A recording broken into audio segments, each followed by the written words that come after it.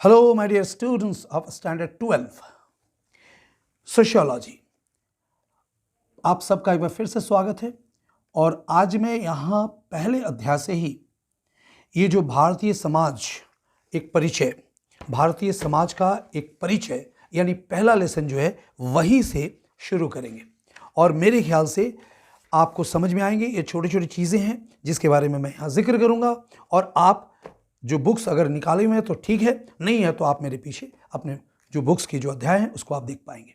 तो चलिए हम लोग आगे बढ़ते हैं और देखते हैं क्या है भारतीय समाज एक परिचय। देखिए, बच्चा जब यूं तो जन्म लेता है तो परिवार में अपने आप को पाता है और धीरे धीरे जैसे जैसे वो बड़ा होता है तो वो अपने आप को एक समाज में अवश्य पाता है। तो कोई भी व्यक्ति समाज के बिना अधूरा है या समाज व्यक्ति के बिना अधूरा है। इसीलिए समाज के बारे में नए सिरे से कुछ जानना या उसे सीखना या पढ़ना जरूरी नहीं है। व्यक्ति स्वतः ही अपने समाजीकरण के दौड़ में जैसे जैसे वो बड़ा होता है, समाज क्या है, किस तरीके का कार्य समाज में करने चाहिए, कौन से कार्य सही है, कौन सा कार्य गलत है, वो अपने आप सीखना शुरू कर देता है। तो आइए पहले बढ़ते हैं हम लोग इस लेसन में और बुक से ही चलेंगे। देखिए क्या लिखा हुआ है। एक महत्वपूर्ण अर्थ में समाजशास्त्र उन सभी विषयों से अलग है जिन्हें आपने पढ़ा हो। जैसे कि अभी मैंने कहा, अगर समाजशास्त्र को आप ले ले, यह विषय अन्य विषयों से बिल्कुल भिन्न है, अलग है। ऐसे जो विषय आप पढ़ रहे हो, चाहे वो इतिहास हो, भूगोल हो, साइकोलॉजी हो, जो भी चीज़ आप पढ़ रहे हो, मनोविज्ञान पढ़ रहे हो, व्यक्ति के मन का विज्ञान है। इतिहास पढ़ रहे हो तो इतिहास क्या है, हमारे बीते हुए जो भी महानुभवों के जो कारनामे हैं, कार्यक्रियाएं हैं, क्रियाकलाप हैं, उसके बारे में हम लोग जान रहे हैं, उससे हम लोग सीख लेते हैं। भूगोल जो पढ़ रहे हैं वो हमारा जो वातावरण से संबंधित है, मिट्टी कैसे होते हैं, वातावरण जलवायु कैसे हैं, भिन्न भिन्न चीज़ों को हम लोग पढ़ते हैं। और ये जो सोशियोलॉजी, समाज जिसके बारे में हम लोग पढ़ रहे हैं समाजशास्त्र के अंतर्गत, तो समाज जो हमारे इर्द गिर्द दिख रहा है, जहाँ पर हम ठहरे हुए हैं, जहाँ पर हम रह रहे हैं, यानी इसमें नए सिरे से कुछ जानने की ज़रूरत नहीं है, वही तो समाज है जहाँ पर व्यक्ति ठहर रहा है ना। तो यही कहा गया है कि इसमें कोई अलग चीज़ नहीं है, ये आप स्वतः देख रहे हो, जान रहे हो। वो एक ऐसा विषय है जिसमें कोई भी शून्य से शुरुआत नहीं करता है। यानी यूं हम कहें कि भाई इस विषय को हम पढ़ने जा रहे हैं और इसके बारे में कुछ भी हमारी जानकारी नहीं है, ये कहना गलत होगा। क्योंकि कुछ तो आइडिया, कुछ चीज़ें जो है इसके बारे में जानकारी हमें अवश्य हो जाता है पहले से ही। सभी की समाज के बारे में पहले से ही कुछ न कुछ पता होता है। सभी को इसके बारे में कुछ न कुछ पता होता है। अन्य विषयों को हम सिखाए जाने के कारण ही सीख पाते हैं। इनका ज्ञान हमें औपचारिक या अनौपचारिक तरह से विद्यालय, घर या अन्य संदर्भ में सिखाया पढ़ाया जाता है, जो कि अन्य विषय है। उसको हम लोग घर में सीखते हैं, विद्यालय में सीखते हैं। परंतु समाज के बारे में हमारा बहुत सारा ज्ञान सुस्पष्ट पढ़ाई के बगैर प्राप्त किया होता है। हम पढ़ाई के बगैर ही इसका कुछ ज्ञान पहले से ही प्राप्त कर लेते हैं। समाज के बारे में ज्ञान स्वाभाविक या अपने आप प्राप्त किया हुआ ही प्रतीत होता है, क्योंकि वह हमारे बड़े होने की प्रक्रिया का एक महत्वपूर्ण अभिन्न हिस्सा है। जैसा कि अभी मैंने कहा, सारांश के रूप में वही चीज़ आया। जब बच्चा जन्म लेता है और जैसे जैसे वो बड़ा होता है, यानी समाजीकरण के दौड़ में वो इन चीज़ों को सीख लेता है कि वो उसका इर्द गिर्द जो समाज जहाँ पर वो है, वह समाज कैसा है, किस तरह का समाज है। यानी कुछ तो उसके बारे में जानकारी उसे पहले से ही हो जाता है। पहली कक्षा में प्रवेश कर रहे हैं किसी बच्चे से हम वो अपेक्षा नहीं करते कि वो इतिहास, भूगोल, मनोविज्ञान या अर्थशास्त्र जैसे विषयों के बारे में पहले से ही कुछ जानता हो। लेकिन एक 6 वर्षीय बच्चा भी समाज एवं सामाजिक संबंधों के बारे में कुछ न कुछ जरूर जानता है ना। बात बहुत पते की है। आप अन्य विषयों के बारे में अगर एक छोटे बच्चे से जानकारी प्राप्त करना चाहें कि भाई इतिहास क्या है, भूगोल क्या है, कोई अन्य विषय भी हो, तो वो नहीं बोल पाए शायद। लेकिन समाज के बारे में, परिवार के बारे में वो 2 शब्द तो बोल ही देगा, कुछ ना कुछ कह ही देगा। जो उसकी प्राथमिक अवधारणा है, जो उसको वो रखा है अपने पास, वो कह देगा। क्यों? क्योंकि वो उठते बैठते सुनता है, उसके बारे में समझता है।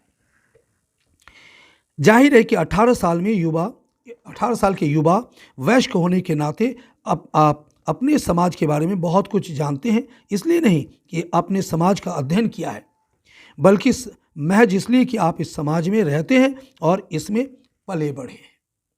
इसलिए नहीं कि कोई ज़रूरी नहीं कि हर बच्चा, हर इंसान समाजशास्त्र को पढ़ा है या समाज के बारे में जाना है। वो स्वतः, जैसे आप वयस्क होते हैं, बड़े होते हैं, तो इसके बारे में कुछ ना कुछ अवधारणा आपका ऑटोमेटिकली, स्वाभाविक रूप से बढ़ जाता है, बन जाता है। इस प्रकार का पहले से ही या अपने आप प्राप्त किया गया सहज ज्ञान या सहज बोध समाजशास्त्र के लिए बाधक भी है और सहायक भी। सहायक इसलिए कि आमतौर पर छात्र समाजशास्त्र से डरते नहीं, उन्हें लगता है कि यह विषय आसान होगा क्योंकि इसकी विषय वस्तु के बारे में उन्हें पहले से ही कुछ न कुछ पता होता है।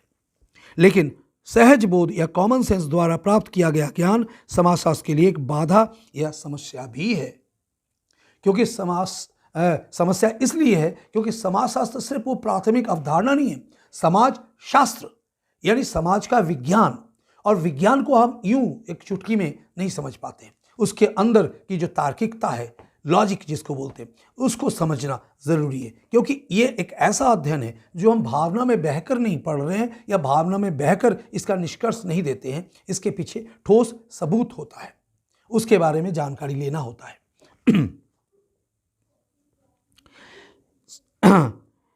वह इसलिए कि समाजशास्त्र समाज के व्यवस्थित और वैज्ञानिक अध्ययन पर आधारित है, जैसा कि मैंने अभी कहा। इस प्रकार की अध्ययन प्रक्रिया को सीखने समझने के लिए अनिवार्य है कि हम अपने सहज बोध को भूलने या मिटा देने की भरपूर कोशिश करें। किसी बुने हुए स्वेटर या अन्य वस्त्र को नए सिरे से बुनने के लिए पहले से ही बुनाई का उधेड़ना पड़ता है। अगर जैसे एक छोटा सा एग्जाम्पल है, कोई आप स्वेटर को फिर से बुनना चाहते हो तो पहले उसको आप उधेड़ दो, उसको हटा दो, फिर उसे बुनो नए सिरे से। तो वही चीज़ें हैं। एक प्राथमिक अवधारणा जो आपके दिमाग में है वो सहज ज़रूर है, मगर वही पूर्ण नहीं है।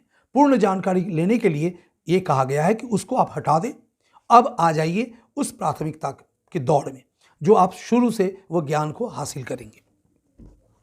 ठीक उसी तरह समाजशास्त्र को सीखने से पहले हमें समाज के बारे में अपनी पूर्व धारणाओं को उधेड़ना पड़ता है। जैसे कि मैंने अभी आपसे कहा, वास्तव में समाजशास्त्र को सीखने के प्रारंभिक चरण में मुख्यतः ये भूलने की प्रक्रिया ही शामिल है। यह आवश्यक है क्योंकि समाज के बारे में हमारा पहले से प्राप्त ज्ञान, हमारा सामान्य बोध एक विशिष्ट दृष्टिकोण से प्राप्त किया हुआ होता है। यह उस सामाजिक समूह और सामाजिक वातावरण का दृष्टिकोण होता है जिसमें हम समाजीकृत होते हैं। समाजीकृत यानी समाजीकरण के द्वारा जो चीज़ हम हासिल करते हैं। हमारे सामाजिक संदर्भ, समाज एवं सामाजिक संबंधों के बारे में हमारे मतों, आस्थाओं एवं अपेक्षाओं को आकार देते हैं। यह आवश्यक नहीं है कि ये आस्थाएं गलत ही हैं, परंतु वह गलत हो भी सकते हैं। कठिनाई यह है कि वे अक्सर अपूर्ण यानी संपूर्ण का विलोम जो अगर बोले अपूर्ण एवं पूर्वाग्रहपूर्ण यानी निष्पक्ष का अगर हम बोले विलोम होती है। अतः हमारा बिना सीखा गया ज्ञान या सहज सामान्य बोध अक्सर हमें सामाजिक वास्तविकता का केवल एक हिस्सा ही दिखलाता है। इसके अतिरिक्त वह सामान्यतः हमारे अपने सामाजिक समूह के हितों और मतों की तरफ झुका हुआ होता है।